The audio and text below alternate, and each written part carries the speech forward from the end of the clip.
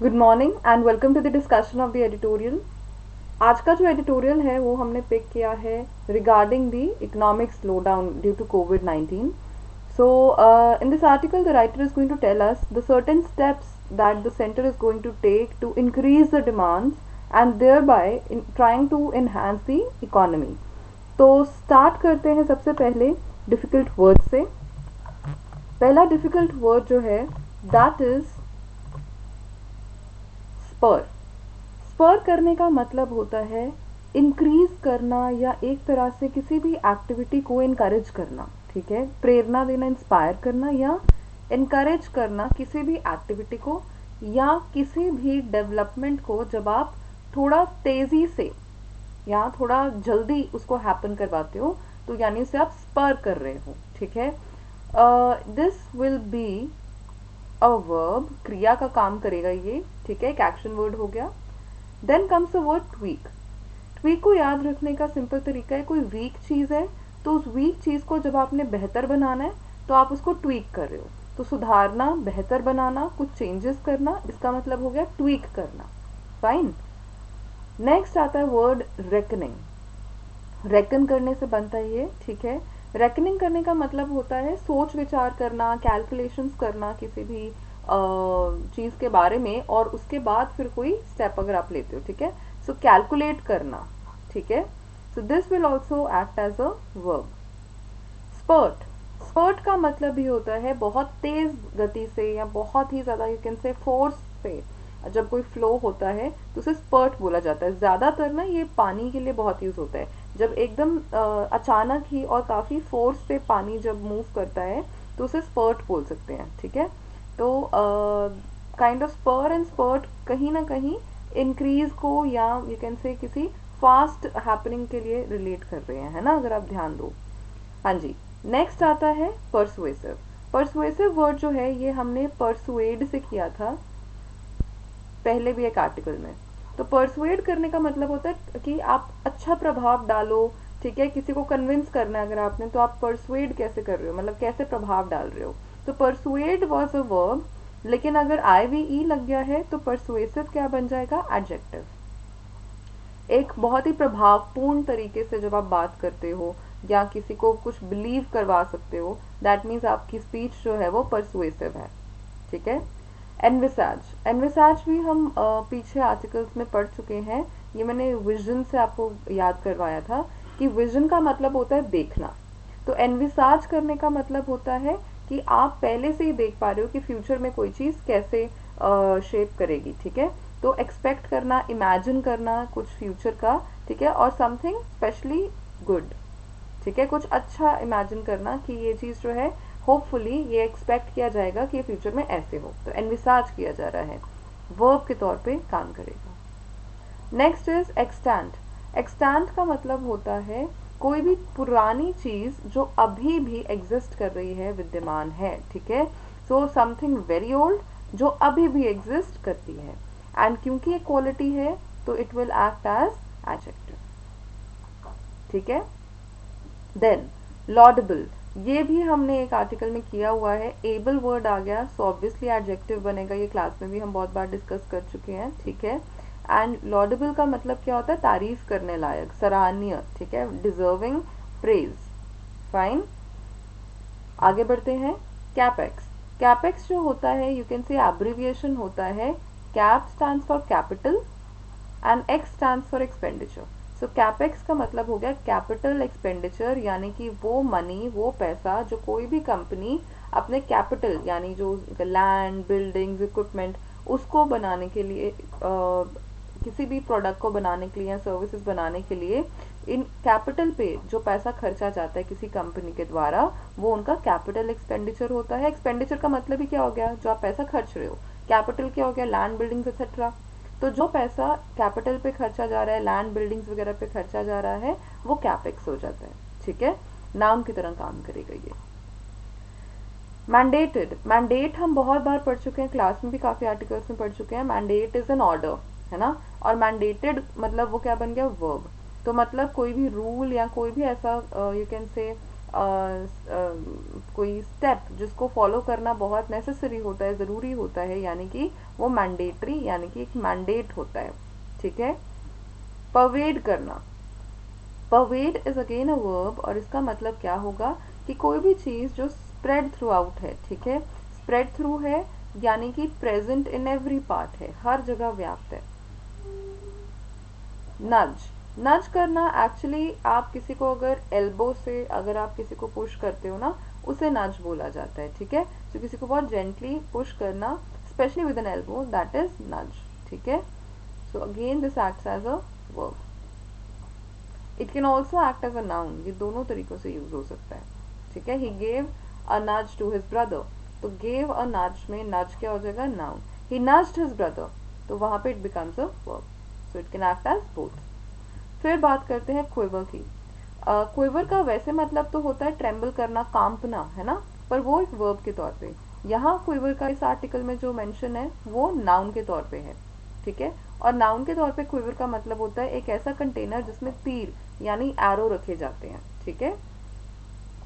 Then comes a word expedite, again expedite every, you can say it's a very common word जो बहुत articles में repeatedly आप देखते हो, और इसका मतलब होता है किसी चीज़ की स्पीड को बढ़ा देना, या जिसको बोलते हैं कि जल्दी ही किसी चीज़ को आप जब हैपन करवा रहे हो, ठीक है।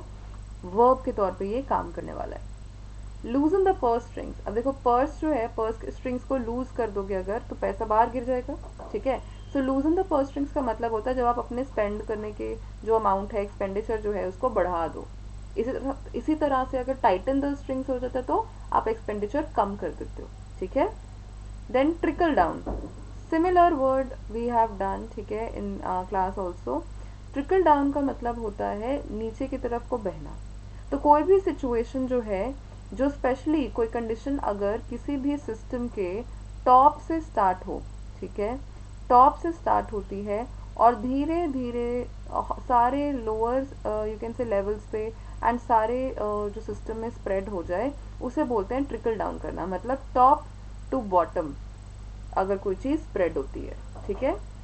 नेक्स्ट, एडिफिसेस, एडिफिसेस जो है ये नाउन होगा और इसका मतलब होता है कोई भी लार्ज बिल्डिंग की जब हम बात करते हैं, कोई बड़ी बिल्डिंग की बात करें अगर। क्रम्बल, क्रम्बल करने का मतलब होता है चूर चूर हो जाना, स्मॉल पीसेस में ब्रेक हो जाना, ठीक है। अगेन ये एक्ट करेगा एज अ वर्ब, कार्य का काम कर रहा है ना, सो वर्ब बनेगा ये। सो होपफुली आपको ये वर्ड्स क्लियर हो गए होंगे। एक बार ये आर्टिकल स्टार्ट करते हैं। सो स्टार्ट करते हैं आर्टिकल। टाइटल क्या है यहाँ पे देखो, स्लिम स्टिमुलस।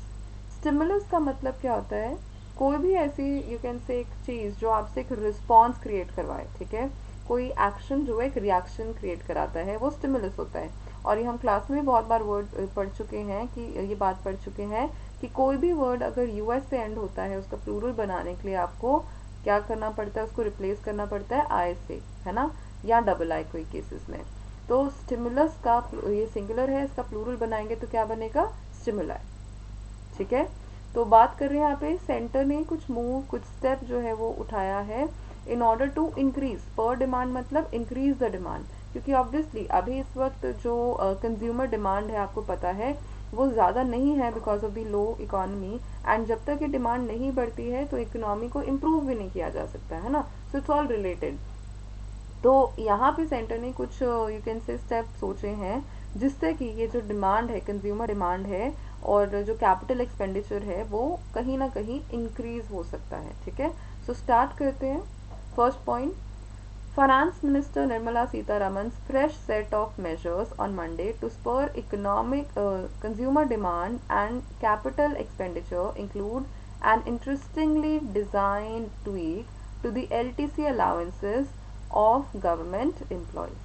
तो आपको पता है कि काफ़ी गवर्नमेंट एम्प्लॉयज़ जो जिनको ट्रैवल के लिए एलटीसी अलाउंस दिया जाता है, तो एक मेजर उठाया गया, एक फ्रेश सेट ऑफ मेजर्स का मतलब क्या हो गया, एक न्यू यू कैन से स्टेप्स की, यू कैन से यहाँ पे एक आइडिया आया, दिया गया है, प्रेजेंट किया गया है, जिसमें कि हम कंज्यूमर डिमांड की अगर बात करते हैं, ठीक है, एज अ कंज्यूमर अगर हम देखते हैं कि हम कितना डिमांड कर रहे हैं मार्केट में, एंड क्या कैपिटल एक्सपेंडिचर है, तो उसको इंक्रीज किया जा सकता है कैसे, और उन स्टेप्स में से एक स्टेप क्या होने वाला है, to tweak the LTC allowances. Tweak the LTC allowances का मतलब क्या हो गया कि जो LTC अलाउंसेस, जो ट्रैवल से रिलेटेड आपको पता है अलाउंसेस दिए जाते हैं, उसको थोड़ा सा इम्प्रूव या इन्हांस किया जाए इस तरीके से कि कंज्यूमर डिमांड जो है वो बढ़े। Her reckoning is that these would lend a 73,000 crore rupees demand to spurt to prop up the ailing economy in the second half of the year.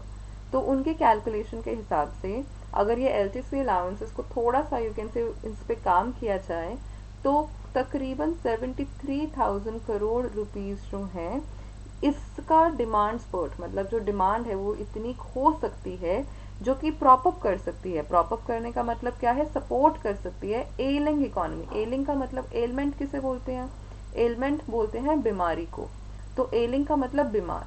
तो जो हमारी बीमार या स्लो डाउन इकोनॉमी है वो थोड़ी सी सपोर्ट हो पाएगी specially second half of the year में अगर इतनी डिमांड जो है वो इंक्रीज हो जाए। और डिमांड इंक्रीज कैसे करने का प्लान है, you can say by tweaking the LTC allowances. This could rise beyond 1 lakh crore rupees if private sector employees offered the similar LTC and incentives. और इसी तरह से अगर प्राइवेट सेक्टर वाले एम्प्लॉयर्स भी ऐसा ही LTC अलाउंस या इंसेंटिव्स के बारे में कुछ प्लान करें तो ये जो 73,000 करोड़ रुपीस का जो अभी प्लान है इट कुड राइज बियॉन्ड, ये 1 लाख करोड़ रुपीस के ऊपर भी जा सकता है। सो काफ़ी बूस्ट मिल सकता है इससे बेसिकली इकोनॉमी को, है ना। With industrial output slipping for the 6th month in a row in August, जो इंडस्ट्रियल आउटपुट है, ठीक है, वो डाउन जा रहा है, स्लिप होता जा रहा है। इन अ रो का मतलब back to back, back to back ये अपने 6th मंथ में, अगस्त में, जो कि 6th मंथ रहेगा slipping down of the economy industrial output का। The clamor of new stimulus measures had been growing ahead of a particularly bleak festive season. जो आपको पता है अभी फेस्टिव सीजन आने वाला है, तो ब्लीक का मतलब क्या हो जाता है, बहुत ही डल सा। तो इस बार का जो अभी फेस्टिव सीजन है थोड़ा कंपैरेटिवली डल जा रहा है। तो इससे पहले ग्रोइंग अहेड ऑफ मतलब ये जो फेस्टिव सीजन आने वाला है इससे पहले अभी क्लैमर, शोर मचना शुरू हो चुका है कि शायद कुछ न्यू स्टिमुलस मेजर्स, कुछ न्यू मेजर्स जो कि शायद एक रिस्पॉन्स क्रिएट करवा सकें कंज्यूमर एंड से, ठीक है। But the package which will cost the exchequer about 0.2% of GDP, तो ये जो पैकेज होने वाला है, ठीक है, जो एक्सचेकर, एक्सचेकर किसे बोलते हैं, जो हमारी से नेशनल ट्रेजरी है, ठीक है, तो ये around 0.2% of the GDP cost करेगी उन्हें, ठीक है। और इससे जो हमारा ओवरऑल फिस्कल सपोर्ट है, पैंडमिक के दौरान जो फिस्कल सपोर्ट दिया गया है वो बढ़कर 1.7% हो जाएगा टोटल GDP का। And this may not be as persuasive as it may have been envisaged। और ये जो पॉइंट है, you know, this may not be as persuasive, अभी देखने में तो बहुत हमें इम्प्रेसिव लग रही थी ये बात, लेकिन शायद ये उतनी भी इम्प्रेसिव ना हो जितनी कि हमने इसको सोचा है, जितना एनविसाज किया गया कि फ्यूचर में ये ऐसा पॉजिटिव रिस्पॉन्स दे सकती है। सो जैसे एनविसाज है शायद उतनी इफेक्टिव ना हो। Enhancing the center's capital expenditure in specific sectors by 25,000 crore from the extant level of 4.12 lakh crore is laudable। तो ये बात सराहनीय है, लॉडेबल है, प्रेज वर्दी है, सराहनीय है कि सेंटर का जो कैपिटल एक्सपेंडिचर है, जितना पैसा वो कैपिटल पे स्पेंड करने वाले हैं, ठीक है, कुछ सेक्टर्स में, वो अभी का एक्सटेंट लेवल, जो प्रेजेंट उनका करंट लेवल है 4.12 लाख करोड़ रुपीस का, उसको 25,000 करोड़ रुपीस से बढ़ा दिया गया है, एनहांस कर दिया गया है। But the pandemic restrictions have affected the ability to get new projects going. लेकिन जो रिस्ट्रिक्शंस लगे पैंडमिक की वजह से, उसने कहीं ना कहीं जो न्यू प्रोजेक्ट्स की एबिलिटी है टेक प्लेस करने की, वो कहीं ना कहीं इफेक्ट की है। Till August, just about 1.34 lakh crore of the budgeted capex had been spent। तो अगर हम अगस्त की बात करते हैं तो अगस्त तक जितना भी बजट बनाया गया था कि कितना कैपिटल एक्सपेंडिचर करना है, उस बजटेड एक्सपेंडिचर का सिर्फ 1.34 लाख करोड़ ही स्पेंड हो पाया, क्योंकि पैंडमिक रेस्ट्रिक्शंस की वजह से बाकी काम जो था वो हॉल्ट पे आ गया, रुक गया। The same problem plagues the 12,000 crore offered as an interest-free 50-year loan to states for capital spending over the next 6 months. तो सेम प्रॉब्लम प्लेग कर रही है, यू कैन से प्रॉब्लम जो है वो फैली हुई है अबाउट दी 12,000 करोड़ रुपीज़। तो 12,000 करोड़ रुपीज़ जो है वो स्टेट्स को यू कैन से ऑफर किया गया है 50 साल के लिए बिना इंटरेस्ट के। तो ये लोन दिया जा रहा है स्टेट्स को कैपिटल में स्पेंड करने के लिए अगले 6 महीनों के लिए, ठीक है। While states have been allowed to use these loans to pay off existing contractors' dues, the amounts on offer are unlikely to have an impact. ये जो पैसा दिया गया है, लोन दिया गया है, 50 साल के लिए जो लोन दिया गया है बिना इंटरेस्ट के, इसके थ्रू स्टेट्स को अलाउ किया गया है कि वो इस इन लोन्स को यूज़ करके जो एग्जिस्टिंग उनके कॉन्ट्रैक्टर हैं जिनका बकाया पैसा देना है अभी, वो उनको पे ऑफ कर सकते हैं। लेकिन राइटर कह रहे हैं कि जो अमाउंट्स दिए जा रहे हैं, जो ऑफर किए जा रहे हैं, इनका अनलाइकली, ऐसा मतलब लग नहीं रहा कि इसका कोई इम्पैक्ट होगा। 2,000 crore rupees has been set aside for states that managed to complete 3 of 4 reforms mandated in the earlier Atmanirbhar package in order to get additional borrowing leeway. तो जो स्टेट्स ने आत्मनिर्भर भारत पैकेज के 4 मैंडेटेड ज़रूरी reforms जो थे उनमें से अगर 3 कंप्लीट किए हैं तो वो एलिजिबल होती हैं एडिशनल बोरोइंग के लिए, ठीक है। तो उस एडिशनल बोरोइंग के लिए 2,000 करोड़ रुपए जो है वो साइड पर रखे गए हैं। Only some states may qualify this. Too many conditions also pervade the consumption push. तो एक तो ये जो 2,000 करोड़ रुपए हैं ये कुछ ही स्टेट्स जो हैं इसके लिए क्वालिफाई कर पाएंगी, और इसके अलावा अगर हम कंजम्पशन पुश देखते हैं, ठीक है, कि अगर कंज्यूमर जो है वो कितना डिमांड रख रहा है, इसके क्या कंज्यूमर डिमांड कितनी है अगर हम देखते हैं, तो उसको भी काफ़ी ज़्यादा कंडीशंस जो हैं वो कंट्रोल कर रही हैं। Linking LTC perks of government staff who have not availed them yet due to restricted travel during the pandemic to spending on non-travel items is an innovative nudge. तो बेसिकली आपको पता है कई गवर्नमेंट स्टाफ के या government officials जो हैं या गवर्नमेंट एम्प्लॉयज़ जो हैं जिन्हें एलटीसी पर्क्स क्या होती हैं, जो इंसेंटिव्स दिए जाते हैं, एडिशनल जो कि एडवांटेज दिए जाते हैं ना आपको जॉब में। तो जिन गवर्नमेंट एम्प्लॉयज़ का एलटीसी पर्क मिला था लेकिन वो अवेल नहीं कर पाए थे क्योंकि ट्रैवल रिस्ट्रिक्ट था, तो उसको, ठीक है, अगर वो स्पेंड करते हैं नॉन ट्रैवल आइटम्स पे, ठीक है, क्योंकि ट्रैवल तो भी पॉसिबल नहीं हो पाया बिकॉज ऑफ द पैंडमिक, लेकिन अगर उन एलटीसी पर्क्स को वो स्पेंड करते हैं नॉन ट्रैवल आइटम्स पे, तो राइटर के हिसाब से ये भी एक इनोवेटिव, एक क्रिएटिव पुश रहेगा इन कंज्यूमर डिमांड को बढ़ाने के लिए। But requiring them to spend the time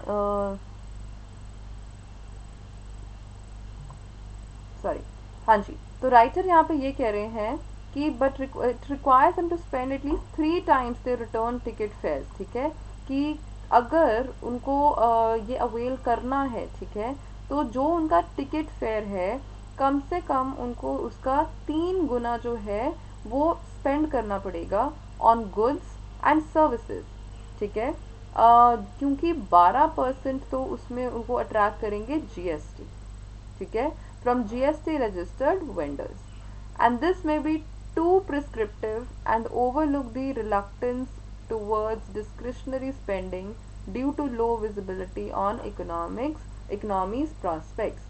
तो अगर हम इकोनॉमी के प्रॉस्पेक्ट्स देखते हैं, प्रॉस्पेक्ट्स का मतलब क्या है, अपॉर्चुनिटीज, है ना, तो इकोनॉमी की अपॉर्चुनिटीज इन द सेंस का यहाँ पे क्या हुआ, इसका मतलब कि जो ग्रोथ है, अभी ग्रोथ के प्रॉस्पेक्ट्स अगर हम देखते हैं तो उसकी विजिबिलिटी थोड़ी लो चल रही है, कम चल रही है। तो ऐसे में अगर हम कंज्यूमर की स्पेंडिंग देखते हैं कि कंज्यूमर कहाँ स्पेंड कर रहा है, वो बहुत ही डिस्क्रिशनरी है। डिस्क्रिशनरी का मतलब क्या हो जाता है, सोच समझ के खर्चा जा रहा है वो पैसा, ठीक है। तो ऐसे में अगर कोई, यू कैन से 12% जीएसटी, अगर जीएसटी रजिस्टर्ड वेंडर्स जो हैं वो गुड्स एंड सर्विसेज पे लगा रहे हैं और कस्टमर को 3 times ज़्यादा जितना उनको टिकट फेयर्स दिए जा रहे हैं उसका 3 times अगर उनको स्पेंड करना पड़ रहा है, ठीक है, तो वो थोड़ा सा रिलक्टेंट ज़रूर हो सकते हैं, हेजिटेट कर सकते हैं, अनिच्छुक हो सकते हैं because of the discretionary spending, जो सोच समझ के वो इस टाइम पे स्पेंडिंग कर रहे हैं उसको देखते हुए। एंड ये जो आइडिया है it might be too prescriptive. Prescriptive का मतलब क्या हो जाता है जो हम यू कैन से मान के चलते हैं कि दूसरे फॉलो करेंगे, ठीक है। So this becomes too prescriptive, और ये इस बात को ओवरलुक करता है, नज़रअंदाज करता है, ठीक है, कि consumer might be reluctant, might not want to spend that much. Eligible employees may find the scheme complex and too expensive to avail। जो employees eligible हैं भी, ठीक है, इस ऑफर के लिए, हो सकता है उनको ये ऑफर, ये स्कीम जो है कॉम्प्लेक्स लगे, ठीक है, और एक्सपेंसिव भी लगे। अगर उनको इतना पैसा जो है, हाँ टिकट फेयर्स एंड ऑल उनको मिल रही हैं, लेकिन अगर उनको ओवरऑल पैसा इतना खर्चना पड़े तो शायद उनको ये अवेल करना ईजी ना लगे। One hopes the government has more in its quiver to expedite recovery। Quiver किसको बोलते हैं? एक कंटेनर जिसमें तीर पड़े होते हैं। तो यहाँ पे क्विवर का मतलब क्या है कि उनके पास जो यू कैन से आइडियाज हैं, और आइडियाज होपफुली हो रिकवरी ऑफ द इकोनॉमी को थोड़ा बढ़ाने के लिए, स्पीड अप करने के लिए। Waiting too long for the pandemic to ease before losing the purse strings further could extend the pain. और ये भी हो सकता है कि लोग जो है वो वेट कर रहे हैं कि ये जो पैंडमिक है ये थोड़ा सा ईज डाउन हो, तो वो अपने एक्सपेंडिचर को बढ़ाएं। तो waiting too long for this, इसके लिए भी अगर ज़्यादा वेट करना पड़ेगा तो वो भी पेन को एक्सटेंड करेगा, परेशानी को बढ़ाएगा। The focus should not be just on conjuring a trickle-down stimulus from those with their jobs and savings intact, but also on relief measures for those without। तो जिन लोग हम बात कर रहे हैं उन लोगों की जिनके पास ये पर्क्स हैं, ठीक है, जिनके पास जॉब्स हैं, जिनकी सेविंग्स ऑलरेडी इंटैक्ट हैं, बची हुई हैं। तो ये ट्रिकल डाउन जो स्टिमुलस है कि हम टॉप से स्टार्ट कर रहे हैं, कि जिन लोगों के पास सेविंग्स भी हैं, जॉब भी है, उनसे हम स्टार्ट करते हुए नीचे जा रहे हैं। तो राइटर कह रहे हैं कि फोकस सिर्फ उधर नहीं होना चाहिए जहाँ पे जॉब्स एंड सेविंग्स हैं, बल्कि रिलीफ मेजर्स पे भी होना चाहिए उन लोगों के लिए जिनके पास ना तो जॉब्स हैं और ना ही सेविंग्स, ठीक है। Even the IMF has been urging countries to spend now to diminish the damage। तो IMF जो है, ठीक है, वो भी कंट्रीज को ये बोल रहे हैं, अर्ज कर रहे हैं, इनकरेज कर रहे हैं कि वो अपनी स्पेंडिंग्स को बढ़ाएं ताकि जो डैमेज है वो कम हो। अगर स्पेंडिंग अभी नहीं हम करते हैं, ठीक है, avoiding spending now to maintain fiscal discipline and prevent a rating downgrade seem sensible, but if the underlying edifices of the country's growth story crumble in the process, a future downgrade will become inevitable। तो writer ये कह रहे हैं कि अगर अभी हम spend नहीं करते, क्योंकि अगर नहीं स्पेंड कर रहे तो उसके पीछे सोच ये होगी कि हमने अपना फिजिकल डिसिप्लिन मेंटेन करके रखना है, और जो रेटिंग है जो वो और डाउनग्रेड ना जाए, और यू कैन से नीचे ना जाए। तो इसके लिए हम स्पेंडिंग जो है वो अवॉइड कर रहे हैं, ठीक है। लेकिन राइटर कहते हैं कि ये भी नहीं होना चाहिए कि जो हमारे ग्रोथ स्टोरी के जो एडिफिसेस हैं, ठीक है, मतलब जो बिल्डिंग ब्लॉक्स हैं जो हमारी कंट्री के ग्रोथ के, वो क्रम्बल नहीं होनी चाहिए, वो बिल्डिंग जो है वो चूर चूर नहीं होनी चाहिए इस प्रोसेस में। और नहीं तो जो फ्यूचर डाउनग्रेड है, अगर हम देखते हैं कि फ्यूचर में इकोनॉमी जो है वो डाउनग्रेड जा सकती है, तो राइटर कहते हैं शायद ये इनएविटेबल हो जाएगा, ठीक है, कि इसको इम्प्रूव करने की फिर हमारे पास, मतलब इनएविटेबल किसको बोलते हैं, जो होकर ही रहना हो, है ना। सो अगर ऐसा नहीं होता है तो शायद जो हमारी ग्रोथ स्टोरी की जो बिल्डिंग है वो क्रम्बल डाउन कर जाए, ठीक है। Hence it is very important कि जो स्पेंडिंग है इसको बढ़ाया जाए, इन्हांस किया जाए, इनकरेज किया जाए, ठीक है। सो ये एक सिंपल सा आर्टिकल है, इसको आप एक बार दोबारा गो थ्रू कर सकते हैं, जो भी वर्ड्स इसमें आपको नहीं समझ आए हैं उनको दोबारा देखिए स्लाइड्स पे, read the article and hopefully आपको ये समझ आ गया होगा। So we will be coming with a new article the next week. Thank you.